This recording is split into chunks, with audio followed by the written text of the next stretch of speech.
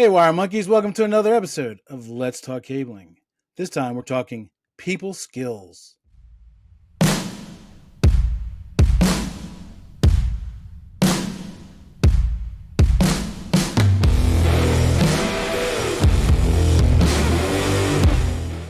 Welcome to the show where we tackle the tough questions submitted by installers, estimators, project managers, ICT personnel, even customers. We are connecting at the human level so that we can connect the world. If you're watching this show on YouTube, would you mind hitting the subscribe button and the bell button to be notified when new content is being produced? If you're listening to us on one of the audio podcast platforms, would you mind giving us a 5-star rating?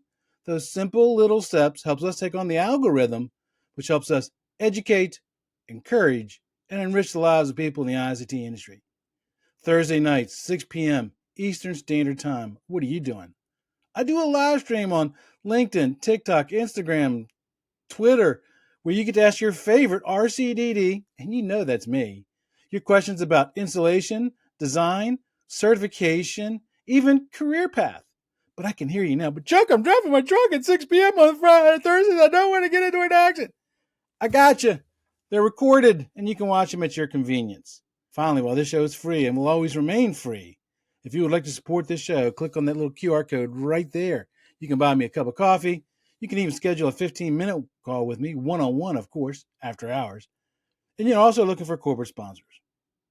You know, one of the biggest things that people have problems transitioning to coming from the field to owning their own company, or even maybe even going into sales, is the soft skills. And what do I mean by soft skills? I'm talking about approaching people you may not know. How do you start a conversation with them? How do you continue that relationship to get to the point where you might get the opportunity to work for them? That's a tough one.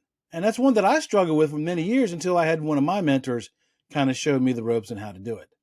So, you know me, I know lots of people in the industry. So I brought on one of my favorite experts in this arena. Now, there's a company called Henkels and McCoy. They were the largest privately held communications company when I was working for them. I haven't kept up with them. I don't know if they still are or not. And I happen to have with me Rich Henkels, sales director for the Network Solutions Division. Welcome to the show, Mr. Rich. How you doing, my friend? I am well, and I'm not used to being called Mr. Chuck. That's just respect. My dad grilled that into me. So what have you been up to lately? Well, my life has changed quite a bit. I am now a full-time actor and spokesperson and things like that. I left Henkels McCoy about 7.5 years ago, back in October of 2016. By that time, my two kids were off, headed to college or about to head to college, and I needed to detour from my current route and find something that was really close to my heart. And I'm a former TV news guy, so jumping into the acting world and the spokesperson world was the step I took. So I've been diving into nothing but TV auditions and TV appearances when I can, and doing lots of commercials and things like that. And it's been great. It's been a great ride. Yeah, I think this makes you highly qualified to talk about this because I've known this from the day that I met you. You are a people person. You've never met a stranger. The way that you can approach somebody and strike a conversation with them and just build a relationship, just it absolutely astounded me. Absolutely astounded me. And that gave you a lot of success as the national sales director at Henkels McCoy. Again, the communication company. They did both inside plant and outside plant for those who may have never heard of them. So let me ask you a few questions to help build some of these skills, right? In your experience, what are some of the common challenges that somebody from the ICT industry faces when initiating a conversation with a new potential client? Well, the primary challenge is fear, because they're not comfortable in their own skin. And I ran into that a lot. I mean, I got into the cabling space in 1998 for Henkels McCoy, and I was out in the Portland, Oregon area, and I was a newbie to the industry. I had gone to a cabling school for a couple of months down in Louisville, Texas, and had learned the ropes. And of course, Henkels McCoy at the time was one of the very few companies that could do national rollouts. So they were doing national rollouts through IBM at the time. And I went out and watched our guys work, and so I understood the business itself. And fortunately, there was of the people who ran that office gave me a chance to watch them in action with their clients. And I realized that, strength and failure and success when you're getting to know people really gets down to your own confidence and your own trust in your own self. If you feel like you can get along with somebody and you do the homework to make sure that you're asking good questions and not dumb questions, then you're going to be successful. The bottom line is just being comfortable in your own skin. And then the next step, of course, is doing some research. That was probably my greatest strength. Now, I'll admit, I had the last name of Henkels. And when I was selling Henkels and McCoy and I was Henkels, there was something of a belief that if things went wrong or whatever, they could come back to me. And when things went wrong, which wasn't all that often, they did come back to me. And I was fortunate enough to have a great organization behind me to take care of things. But the truth is that I went out of my way to understand the client, understand their personal needs, their personal interests, what their stake in things is. Remember, you're not just putting in a cabling plant. You're solving a serious business problem. They wouldn't be investing hundreds of thousands or millions of dollars in something if it wasn't a business problem or a business initiative. So if you think about it that way, it's not that you're putting something in, it's that you're solving a problem.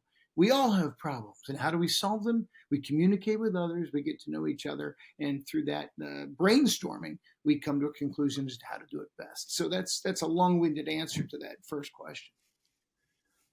So you said fear. And when you said fear, the light bulb, ding, ding, ding, ding, ding. Because I was a person who always sat in the back of the room and didn't talk, and it's because I guess I was fear. I never put that together until you just said that. What are some good tips to help people step outside of their comfort zone and get away from that fear? Well, make it your comfort zone. I mean, let's be realistic. Liken it to the dating world. You might be scared to death of that, lovely person across the bar from you, or the swimming pool, or the tennis court, or wherever it is you're meeting people. But if there's an attraction, and that's what gets you to go to clients, they have something you want and you want to be part of it. Well, you got to get over that fear, and that's self-confidence. And how do you get self-confidence? You learn your trade. You learn the details about them. You learn what their soft spots are. You try to learn something personal somehow, some way, without being invasive. And once you've gotten those things together and you can bring them all together, let them coalesce a little bit in your own mindset, then you can be confident that you're going up to them and you're not drilling into them. You're hitting the soft spot, because that's what they want. People want somebody they like before they want somebody who can fix a problem. Yeah, exactly. They want to do business with people that they know. And a mutual friend of ours that I both know, and who was my supervisor, was a master at that. We would sit down in a meeting with a customer in their office, and he told me this afterwards, but he would scan the room to see what they had in the room. Like, did they have pictures of their kids? If they did, what sports were their kids into? Did the guy have a picture of like a Cessna, or something like that? And then he would somehow work that into the conversation, because if you get somebody talking about something they love, once you get that ball moving, it's easy to shift it into another direction. Say, okay, what can we do to help you? Well, one of the things you just brought up something interesting.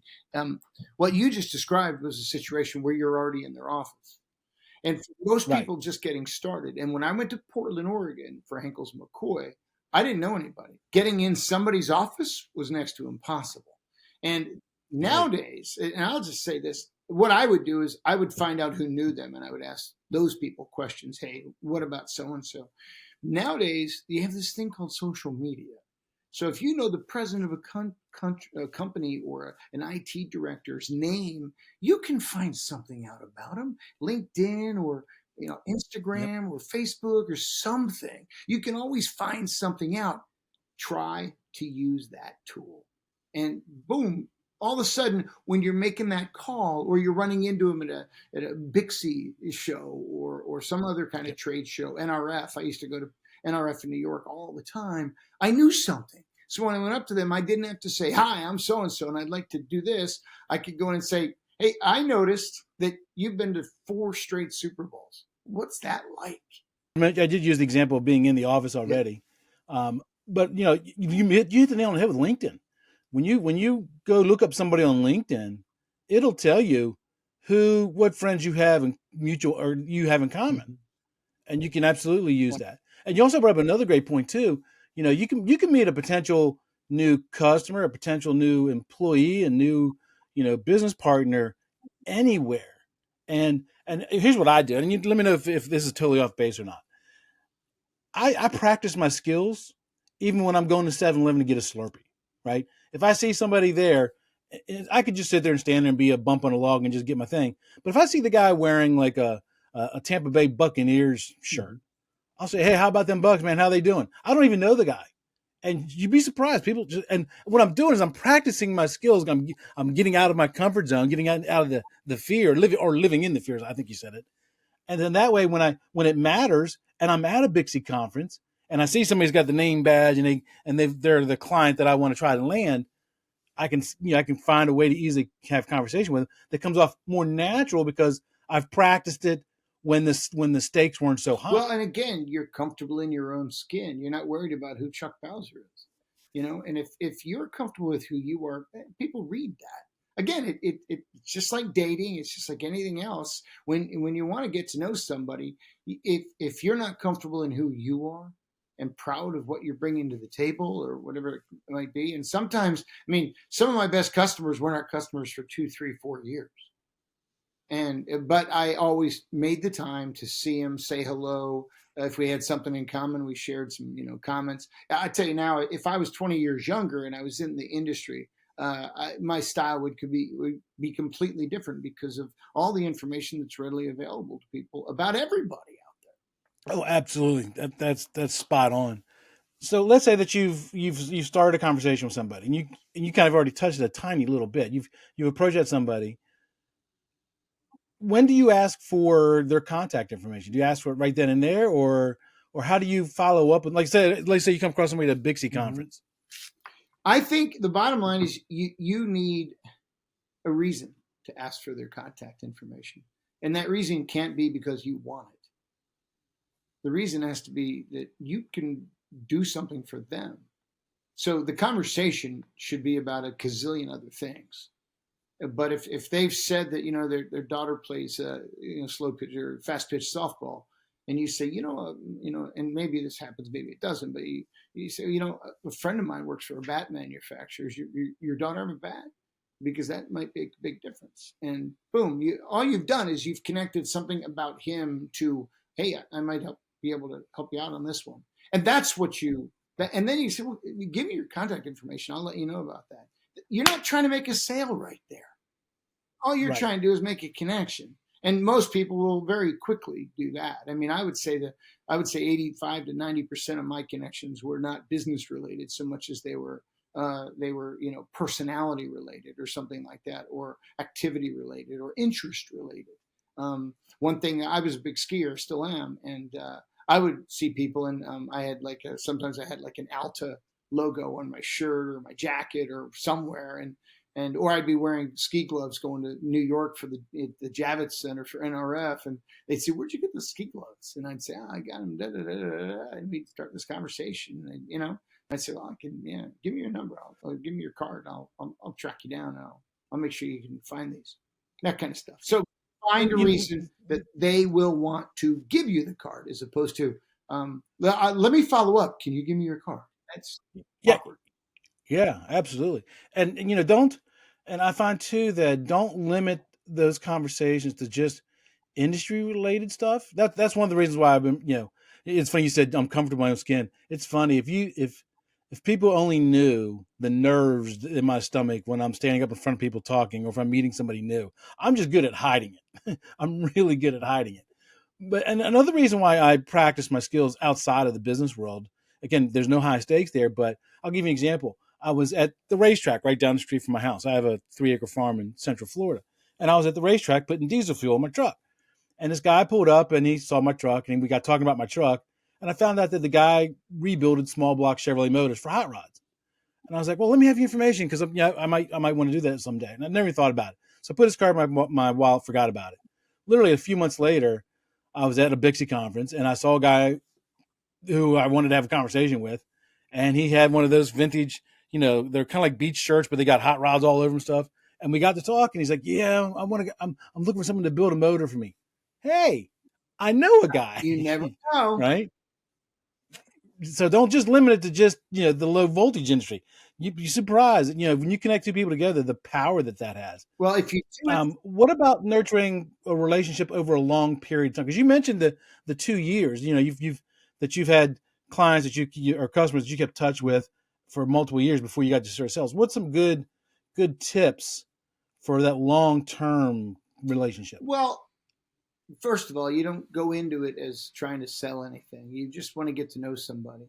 And most people, human nature dictates that most people want to help other people. It's instinctual in most cases. Now, there's jerks out there. Let's be real. We've all dealt with them. But most people want to help other people. And if you're sincere about something, what if somebody calls up Chuck Bowser and says, Chuck, somebody told me that you're an expert fly fisherman. And I'm just curious. Can you give me a half an hour? What is Chuck Bowser going to say if he's a fly fisherman? Yeah, love it. Right. Bam. So you find out what somebody's interested in, and you pursue that conversation, and over time, that kind of rolls. I mean, when I was selling for Henkels and McCoy, a lot of our clients took 3 years to build to get the first piece of work, or to get even the first RFP or two. We had IBM people that took us 4, 5, 6 years to get an RFP from, and it was a struggle. But I always tried to look at it like, well, these are just good people, and they're just trying to do their job, and they got to get 3 RFPs or get 3 proposals, blah blah blah blah blah, and they have to be very ethical. And I get it, but they're good people. So I mean, I would play golf with people, and not the greatest golfer in the world, but I could sure make them feel good about their game, and I had a good. That's a good way of putting that. Yeah. So I think in the end, you just want to connect with them on a personal level somehow, some way. And a company, if you're selling what Henkels and McCoy was selling at the time, if they had more than 1,000 locations, I knew that we had the solution for them. It just depends on where they are in the life cycle of their cable plan or their wireless plan or whatever the case might be. So, and if you don't push it, sometimes they'll call you just to, hey, by the way, I got a proposal that kind of sounds like this. And does that make sense for you? Does that scope of work make sense to you? And I'd say, well, and I don't want to badmouth anyone, and I won't, but I'll say that it sounds to me like they missed something there because whatever. And Right. they haven't given you any information other than some general guidelines, but you're giving them some feedback because you're a professional and you understand what it is you're talking about. So that's half the battle. And I would say my favorite customer after in all the years I worked was a gentleman in the Southeast that we had long conversations, 5 or 6 before we even got an RFP from the guy. And of course he was down there and I was up here in the Philadelphia area, but we got along great, and we started talking about family and all kinds of things. And then finally one day he says, you know what? I think you need to come down here and we need to sit down and talk. And I go, why? And he goes, well, we got this going on. And I said, I'd love to come down and talk. Yeah. And I said, can we go to that restaurant you were talking about? And he goes, yeah, we'll go. So, I mean, that's what led to probably the best piece of business I had over the last couple of years when I was at Henkels. There is power in breaking bread with somebody. Tons. Yeah. There truly is. I mean, there's something about I can't explain it. I can't explain it verbally. I don't have the skills to do that. But I'm just telling you right now, when you take somebody and you share a meal with them, again, and you don't make it about, hey, when are you going to give me business? You just have a conversation, just like you said. There's power in that, and it just yeah. It goes a long way. In most things in life, it's not the end gambit that you're after. It's not. It's comfort. It's friendship. It's those kinds of things. In my world right now, my job is to audition, and so a day where I've auditioned 5 or 6 times and set up my scene and done my backdrops and everything else, I feel like I've done pretty good. When I book a job, it's just all the better. Now there's revenue coming in, but that will happen if you're just doing these small things right, and you're making friends, and you're not alienating anybody. And I guess the one thing I will say, and we haven't touched on this at all, always be truthful. Oh yes. Do not. Yes, even if you don't know, that's know, when you're tell them truthful. you don't know. Yeah, that's right. That's when you're most truthful. Yep. and that's when you bury your soul. Because and what I found is because when I go to Bixie shows, they make you wear the badges, right? And then I've got the RCDD and the tech and the Southeast manager and volunteer, and I got all these banners underneath my thing, and people look at me and they think I'm some kind of subject matter expert or whatever, and they'll ask me a question, and when you say, I don't know, you're laying your soul in Yeah. front of them. There's a value in that, but then you have to follow it up, right? You can't just say I don't know. You say I don't know, but I know somebody who's on the committee for blah blah blah blah. Let me get that answer for Mm-hmm. you, right? And there because if you, here's the thing, one thing I learned about people who lie, if you talk to them long enough, you will catch them. Oh, You will they will show their true yeah. selves. Yeah. No, there's no And debating that. And the other thing is, one lie leads to another, leads to another, leads to another. And if they and I remember potential clients that never became clients would say things to me like, "Well, can you get down to $165 a cable?" And I'd say, I don't know. They say, well, then you really don't know the business, do you? And I go, oh no, I do know the business, but I know so little about what you're talking about right now. What are the real needs? What environments are there? There's so many variables here that I'm going to tell you, no, I can't get to $165 a cable because I don't know enough. But if you're willing to sit down and go over your circumstances, then we could talk about that maybe. And right. and those are the things that But don't ever say yeah, because then they're going to hold you to it, and now you got a Yep. problem on your hands because you kind of lied. You gave them something without really knowing what you were giving.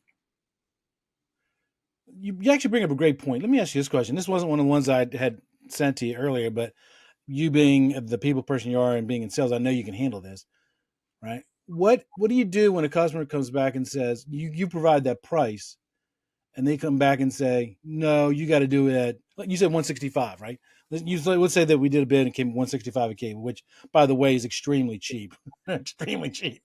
And they said, no, I got somebody else who can do it for 140. What do I say? I I would say well, then you have a choice to make. I said, but I would take the two proposals and the bill of materials, by the way, and put them side by side. Just make sure. I mean, obviously, budget is more important to you than anything else. If you're making the decision based on 140 and 165, budget seems to be your determining factor. And if that's the case, go for it. But put them side by side so that you know for sure that you're comparing apples to apples. And I always avoided that apples to apples stuff because I didn't like the language. Yes. But I always did say put them side by side so you know that they're not pulling the wool over your eyes, and then your T's and C's should take care of you. But the last thing you want to do with a contractor of any kind is get into a pissing match, because once they're on the property doing the work, they got you. Yep. They got you. Yep. Yep.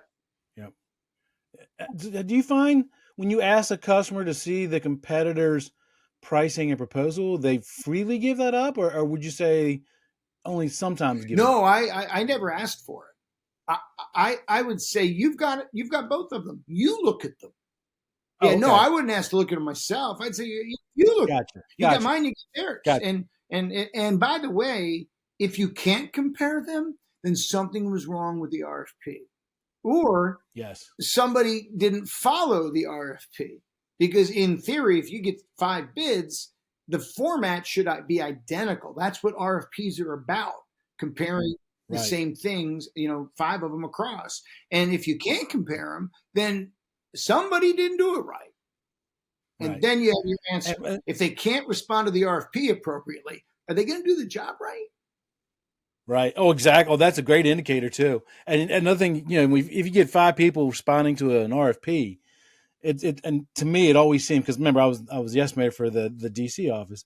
It always seemed to me that one price was way too high, another price was way too low, and then the final 3 were all within a couple percentage points of each other. Mm-hmm. You Yeah.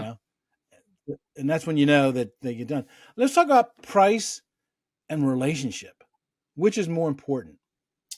Well, that's a hard answer, because I would say that I would say relationship is, because relationship beats everything. It's the old, there's an old saying about uh, culture beats strategy any day about corporate worlds. And it's absolutely true. Well, let's compare those two. Pricing is a strategy and it's a construct that's firm and built, but relationships are not. Relationships are soft. Relationships are measuring kindness, openness, honesty, all of those things that, by the way, are more valuable. And I will tell you that my last 4 or 5 clients, um, I don't pat myself on the back very often, but my last 4 or 5 clients, they stuck with us because of me. And I had the project Right. coordinators that are working on my projects. We were like this. I remember going to Atlanta a bunch of times and with the project coordinators, and they would just sit there, and the client would love them because they're following everything the client asked for. And I just standing Mm-hmm. there and I smile and I'd say, yeah, well, that's what you told us to do. And and I could give you the names of people, but I won't. Would just go, yeah, great, all right, perfect. And the reason why is because you listened, you cared. And by the way, the last thing they want is to go back to their boss and say they made a wrong decision hiring a company based on price. Exactly. Oh, exactly. And let's be honest. H&M, they built a whole business model on being a premier contractor. At least the network solutions. I can't speak for the outside plant division because I never worked for them, but I always worked for the network solutions. And we were premier. We were the best of the best. I Mhm. mean, you could pick up the phone and call us at our office and say, "Hi, I got a project. I need, you know, 110 technicians tomorrow." Well, they'll be there, and H&M would do that. Well, there's a price associated with that. There's a cost associated with that, right? So we were never the cheapest at most of the proposals, most of the bid responses, but we won far more, and the more lucrative jobs were the ones where you had that good relationship with. Because I've had customers say, "Look, you don't have to be the cheapest. You just got to be in the ballpark, and I'll give you the work." Because I know you. I know, especially here's where technicians come to play, right? And people say technicians aren't salespeople, They are. right? I've had customers say, "Hey, I will give you that project if you put the XXX project foreman on that job site." Mhm. Yeah. Yeah. So even the technician walking in on you doing the work, you're a representative of the company and you are critical in the sales process, whether you know it or not. Well, we had clients that would tell me, national clients would tell me. We had a couple of technicians I remember based in Indiana, and yeah, they're good old boys. They like to fish on the weekends and go boating and barbecue, and they're nice people. Just salt of the earth people. And I had clients that would say, if so and so's not working this job, then I'm going to give it to someone else. Can you make that happen? And I'd say, yeah, we will make that happen one way or another. Which meant we had to take this person from one region of the country and put them in another part of the Yep. country. But why do you do that? Well, because that relationship's important. Now, I am going to say this about those technicians. It's dangerous to let your britches get just a bit too big, because yeah, Mm-hmm. your value is immeasurable to that client, but that shouldn't embolden you to try anything that's not integrity based, honest, and Right. those things. Your career is all about being what the company stands for. That's how you're going to be successful. So I saw that happen too, where the technician got bigger than the britches and then ended up quitting and saying that they're going to start their own company, and they found out it wasn't as easy as they thought it was, right? But in the end, you build your value, and just like anybody builds value, you get to know people, you treat them well, you treat them honestly, you do the job well. When things go wrong, I'll give you a really great example. We had a client, very end of my career there, I would say the last 2 years, and we had a major mishap. We missed something on a bill of materials, and it was significant. And operations brought it to me, and I was very upfront about it. And I said, well, we're going to have to bite the bullet because we missed it. Well, I'll go fast forward to the very end of it. The client told me, and I am still in touch with this client to this day. I've known him for 10 years. In the first 3 years, I worked at Henkels. The last 7, I did not. And the client, he said to me, he says, that day you called me with that problem and you told me how things were going to fall out, and you were hit the nail on the head. He goes, I am so glad I listened to you on that one because you were honest with me. you'd made a mistake, and in the end, the company was willing to bite the bullet and pay something extra. The client was. Why? Because of honesty, and they believed in the designer too. But Right. if you're not going to just lay it out there and be honest, then you're setting yourself up for failure. And by the way, they won't like you anymore either. Right. Well, it's a relationship between you and the Mm-hmm. customer, and it's got to be mutually beneficial to both. The minute it becomes mutually beneficial to both, stupid decisions get made, things get dropped out, things get missed. The deadline's not met. The network's not Yeah. working. And that's why it's a relationship, and you got to treat it that way. And I like how you said about that. Being big bridges and stuff.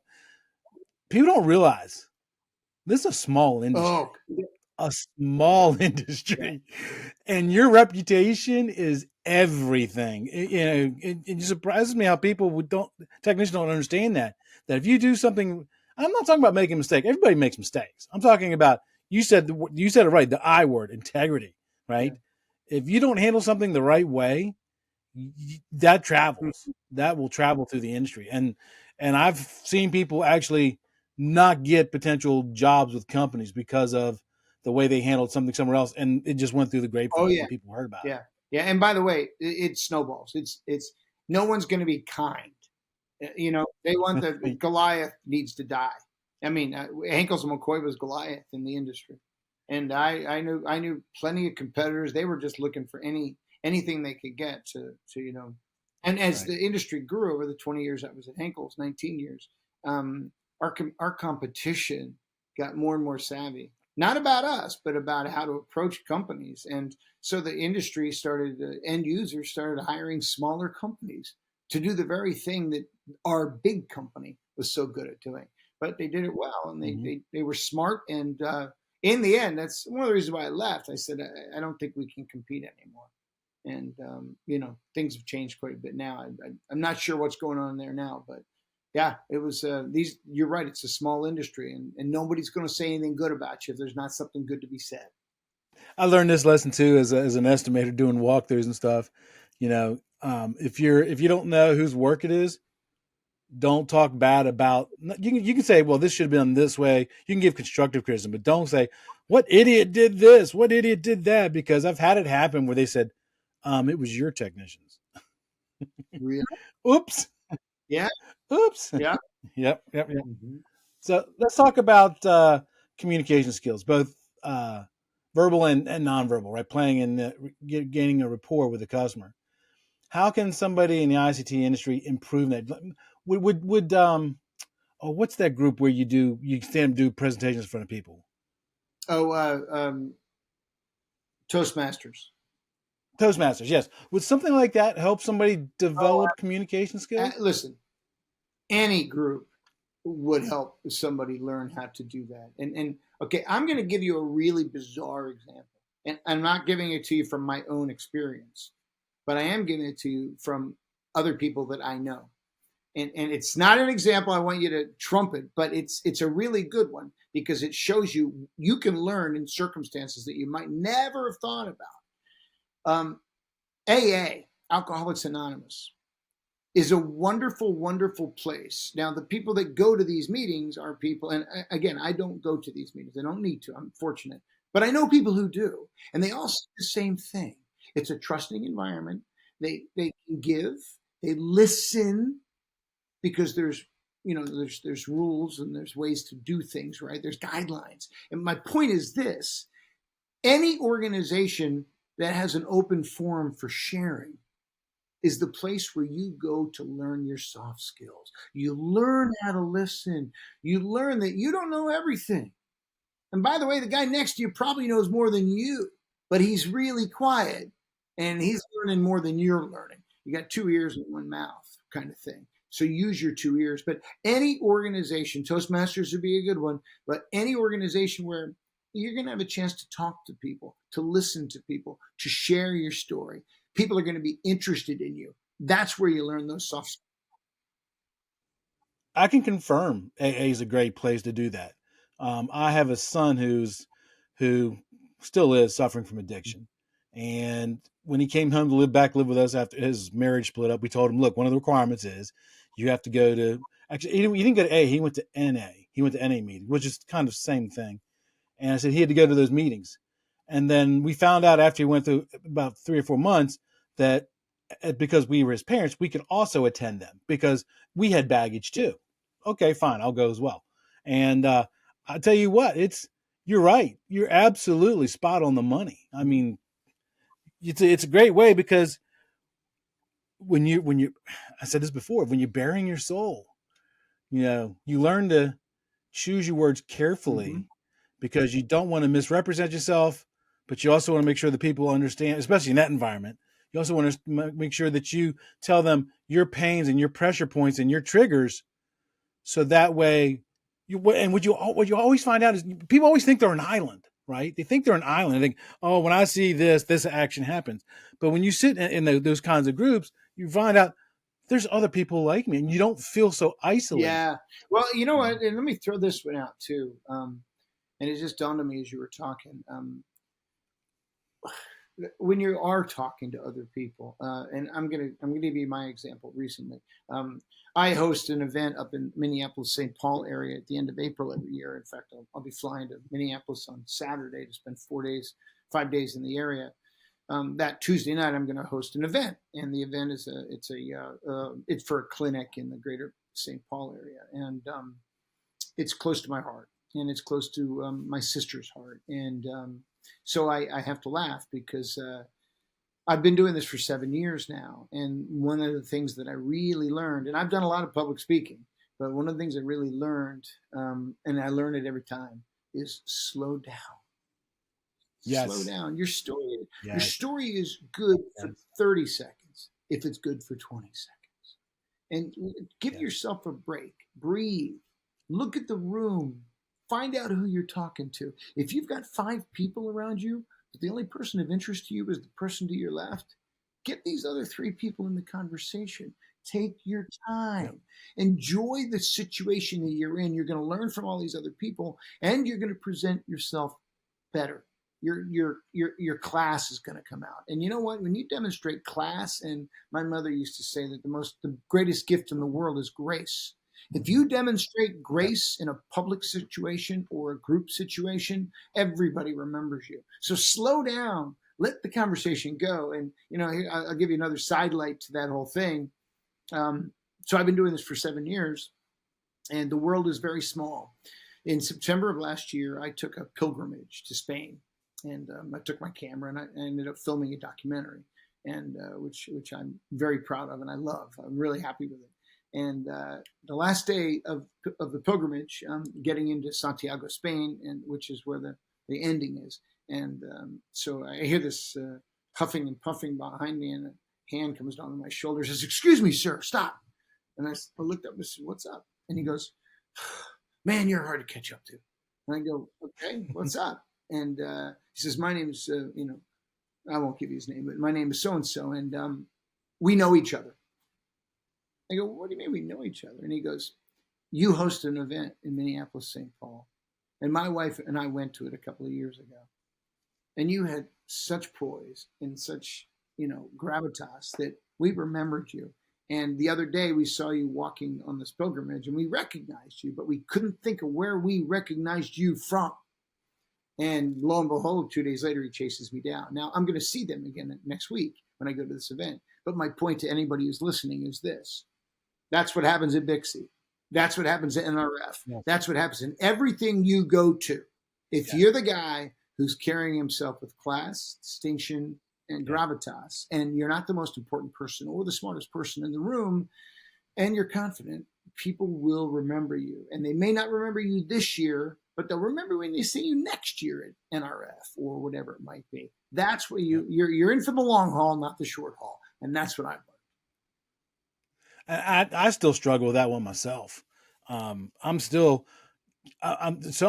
because I come from the field, I'm so used to being productive oriented. Oh, I got to get this many jacks done in today. This many cables pulled in a day. I'm so goal oriented. Sometimes I got to force myself to slow down. Mm-hmm.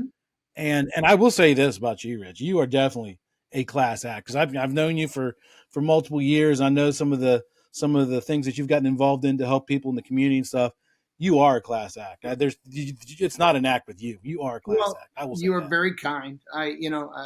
For all of our strengths, we all have our weaknesses, and I can openly say that I'm sure there's people that I worked with at Henkels and McCoy who just thought I was a brute because I represented the client always, always. It did not matter what meeting I was in, and when people said, "Well, geez, aren't you going to defend us?" and I go, "Not in this case. We missed something." Or not in that case, the workmanship sucks. Will I defend? The truth is the truth. Yeah, I'm The, always going to. the truth is the truth. That's exactly right. And I think if you live your life that way, my dad passed away 3 years ago, and I sat down. It was after the pandemic, and I sat down in July of 20 with a camera out on his back deck. And keep in mind, he was 97 years old, and I couldn't get any closer than 15 feet from him. But I put a microphone on, and I interviewed him. And I said, "Dad, what's for all your progeny?" And he's got a lot of progeny. I'm one of 12 kids. I've got 25 nieces and nephews. I've got 23 greats. And I said to my dad, if you have to pass on one thing to all your progeny, what would it be? And he said, "Well, tell the truth. You know, just tell the truth. If everybody in the world told the truth all the time, we wouldn't have a problem." And that works in sales because then you're trustworthy. Well, that's a strong family trait within your family, period. Because while I didn't know every Henkels, I knew a few of them, and every one was from the same cut of cloth. And their word was bond. It was if they said something was going to happen, you can go to the bank with that. Oh, did you work with my brother Ed, who was the safety? Yep, Ed, and you. Let me tell you a funny story about how I met Rod. Can now Rod's So for my those, cousin. Rod's my cousin, so know that. yes, Okay. yes. So for those who don't know, Rod was the CEO of Henkels and McCoy. Rod Henkels. So I'm working as an estimator in the DC office, the Lorton, Virginia office, and I'm like knee deep in this responding to this bid, right? And it's due like in 2 days. So I'm focused on this thing, and when you have a low voltage office, what happens is the outside salespeople from Graybar and Anningster and all those other places, they come by, drop in occasionally to see how you doing, to nurture that relationship we were just talking about, right? Sometimes they'll bring bagels, sometimes they'll bring donuts, whatever. So one of the sales organizations came by. I don't remember who it was, but they brought donuts. I saw them there, but I was too busy to get them. I saw them sitting there. So I'm working my thing, and my boss walks in with Rod Henkels, and I didn't recognize him because I'd only seen him in pictures at this point, right? And he walks in, and my boss introduced me. Goes, "Oh, this is Chuck Bowser. He's our estimator." And I'm sitting there banging away on my keyboard, and I look up with all the credits of how could you bother me? I'm like, "And you are who?" No kidding. Good for you.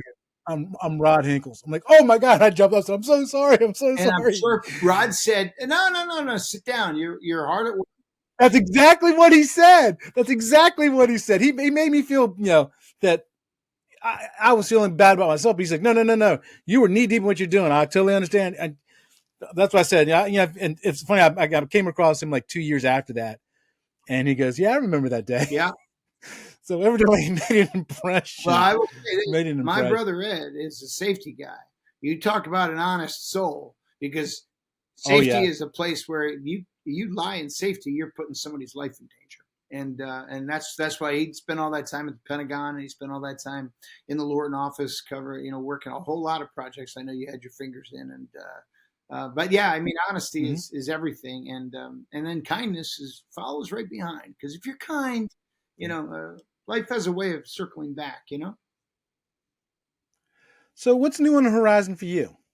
Well, I'm a full-time actor, so anything I can get. I was on Blue Bloods recently. I was on a series called FBI, which is also on CBS, and so. Oh, you're on that one? I'm gonna have to go watch that episode now. That was Tuesday night, March 26th, I think. So, I'm really enjoying what I'm doing. I'm doing a fair amount of spokesperson work too, which is where you stand in front of a green screen or in front of a camera and talk to people about specific things. I've done everything from I did a job for SAP a few years ago. I've done jobs for Citizens Financial Group.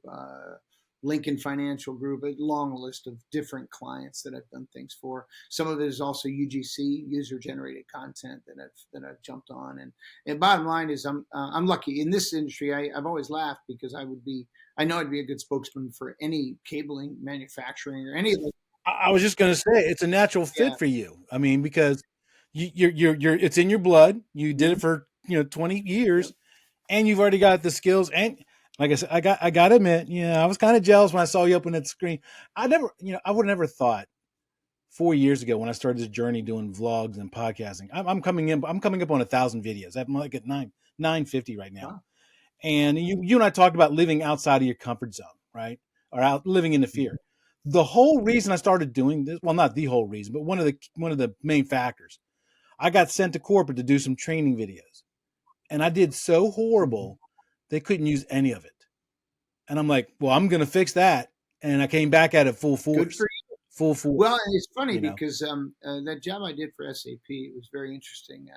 So we get what we call a breakdown, and the breakdown describes what they want you to do in the audition, and then we tape the audition in our homes, in our studios, which is what I have, and so it said, what is your familiarity with cabling, or not cabling, IT in general? Well, I've done enough of it to where I immediately ad-libbed about the 7-layer model. And I'm pretty good at this stuff. I know it. And so I probably had 1:30 just monologue, unscripted monologue, where I talked about it and how I understood it. And then 2 days later, the guy calls me up and he goes, "So tell me about the 7-layer thing you're talking about."